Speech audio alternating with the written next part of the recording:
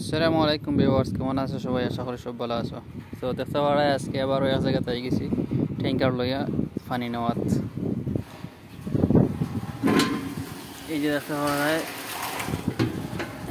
পানি বড় আর কি, এই যে পাইপ আছে, নিচে মোটর লাগাইল আছে আর নিচে প্রচুর বড় ট্যাঙ্কি বানাইল আছে, ট্যাঙ্কির মধ্যে পানি আছে।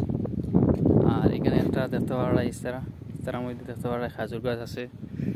আমি জুম করে দেখাই দেবো কত বড় খাজুর গাছ। এটাও আর কি আফিফ এই জায়গা।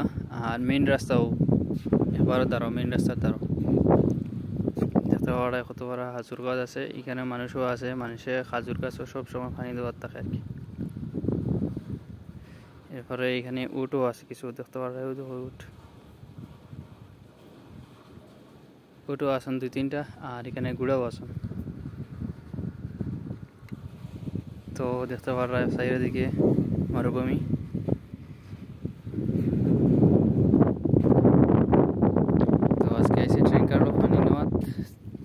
প্রায় আস্তে আস্তে পরে আর কি, প্রায় 1 ঘন্টা লাগে যাব।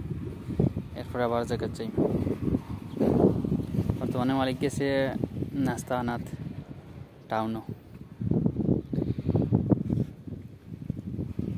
সো গাইস, এই ভিডিও ততটুকু। ভালো লাগলে লাইক কমেন্ট শেয়ার করিও আর ফলো করিয়া পাশে থাকিও। Bye bye.